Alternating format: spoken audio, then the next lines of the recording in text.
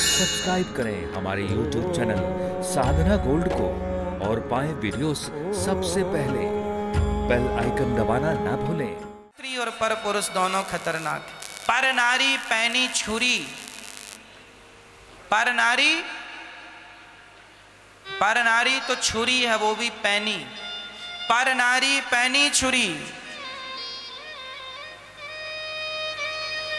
तीन तरफ से खाए, धन हरे, यौवन हरे और घोर नरक ले जाए। पराई स्त्री तीन तरफ से खाती है, धन हरती है, यौवन हरती है और घोर नरक ले जाती है। इसलिए नारी को मां की दृष्टि से देखा जाए, बहन और बेटी की तरह स्वीकार किया जाए। बाकी इसके अतिरिक्त शास्त्र कहते हैं कि लकड़ी की स्त्री का स्पर्श भी वर्जित है। लकड़ी की महिला खड़ी हो, काठ की, उसका भी स्पर्श ना करो। पता नहीं कब तुम्हारा मन चंचल हो जाए। मन की गति है अटपटी, मन किसी के भरोसे का नहीं है। मन ही वे ये लाते कौन पड़वाता है? मन। आदमी इच्छाएं किसकी पूरी करता है? मन की। और मन की इच्छाएं पूरी करते करते फिर काम सब बिगड़ जाते हैं। इसलिए मन को भगवान में लगा के रखो तो व्यस्त रहेगा, और ये फ्री रहा तो तुम्हें घोर नरक ले जाएगा। नारी और पुरुष दोनों खतरनाक। इसलिए हमें चरित्रवान होना चाहिए। आजकल की बहन बेटियों को चरित्र की शिक्षा दिया करो। यह सुंदरकांड की चौपाइयां आपके लिए लिखी गई हैं कि आप लोग पढ़ें और समझें और समझावें अपने बच्चों को। पर कौन पढ़ता है? लिखा तो सब रखा है, समय किसके पास है? आज बेटियां पढ़ने के नाम पर बड़े बड़े कॉलेज जाती हैं और वहां पर क्या क्या ना होता है उनके साथ। एक छोटे से शहर की एक लड़की पढ़ने के लिए बड़े शहर गई। ये सत्य घटना बोल रहा हूं, बिल्कुल सत्य घटना। एक छोटे से शहर की लड़की अपना भविष्य को लेकर के कि मैं बहुत बड़ी, कलेक्टर बन जाऊं, आईपीएस बन जाऊं, आईएएस बन जाऊं, इसकी पढ़ाई के लिए वह बड़े शहर गई और वहां पढ़ने लगी। किराए का कमरा ले लिया, जो कि सामान्य सब होता है। किराए का कमरा बेटियां या बेटे आपके पढ़ने जाते हैं, किराए का कमरा लेते हैं और पढ़ते हैं। पढ़ना अच्छा है, किराए का कमरा लेना भी अच्छा है। पर उसने क्या किया? स्कूल कॉलेज जाते जाते मैं उससे एक लड़का रोज मिलने लगा। उस लड़के ने उससे प्रेम कर लिया और उस लड़के ने उस लड़की को इतना प्रेम से पुचकार लिया, अपने वश में कर लिया।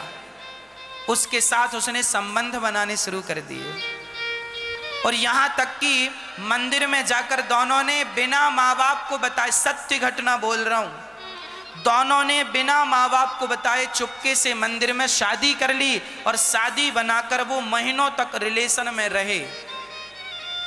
महीने भर बाद उस लड़की को पता चल गया कहीं से मोबाइल इत्यादि के द्वारा कि जिस लड़के से उसने शादी की है ऑलरेडी उसके 2 बच्चे हैं। 2 बच्चे थे उसके, सचमुच उसकी पत्नी थी, उसका अपना घर था और ये तो किराए से रहती थी, तो वो किराए वाले घर में कमरे में आ जाता था, इसके साथ रहता था और वो चला जाता था। उसकी पत्नी थी, 2 बड़े बड़े बच्चे, बड़े बड़े मतलब कोई 5 साल का, कोई 10 साल का, ऐसे बच्चे थे। और इसको झांसा दे के फंसा लिया, इसके साथ संबंध बनाया। अब बताओ, वो लड़की को जब पता चला कि ये शादीशुदा है तो अब ना उगला जाए ना निगला जाए। ना उगल सकती है ना निगल सकती है। क्या किया?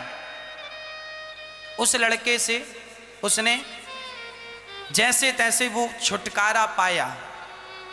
अब वो लड़का तो ठीक है, उसकी तो ऑलरेडी पत्नी थी, घरवाली थी, अब वो चला गया और तुम आ गई अपना चरित्र बिगाड़ के। पढ़ने लिखने गई थी, ये आ गई चरित्र बिगाड़ के। बाद में फिर माँ बाप ने दूसरी जगह शादी कराई। तुमने शादी कर ली दूसरी जगह पर, क्या अपने आप को कभी माफ कर पाओगी? एक छोटी सी गलती तुम्हारी जीवन पूरी जिंदगी बिगाड़ देती है। मेरी बहनों को समझा दो, मेरे भाइयों को समझा दो, इस दुनिया में सब कुछ कमाया जा सकता है, सब कुछ दोबारा पाया जा सकता है, बिजनेस खत्म हो जाएगा तो दोबारा खड़ा किया जा सकता है, पर चरित्र एक बार बिगड़ गया तो दोबारा नहीं बनाया जा सकता। तुम्हारा सारा धन लुट जाए तो दूसरी बार धन को खड़ा किया जा सकता, धन को बनाया जा सकता, पर क्या चरित्र दोबारा बना लोगे? ये बातें उनको समझाओ अपने बच्चों को कि आज समाज में क्या क्या हो रहा है, कैसे कैसे लोग तुम्हें झांसा देकर फंसाने के चक्कर में ही हैं और तुम फंस जाती हो, अपना चरित्र बिगाड़ लेती हो। इसलिए हमारे शास्त्र कहते हैं शारीरिक संबंध को शादी के बाद ही इजाजत देता है शास्त्र। पहले यदि तुमने अपना चरित्र बिगाड़ा तो सर्वनाश होता है, ना घर का ना तो घाट का। ये बात शास्त्रों में आपको समझाई जाती है, पर कौन समझता है? कौन समझता है? भगवान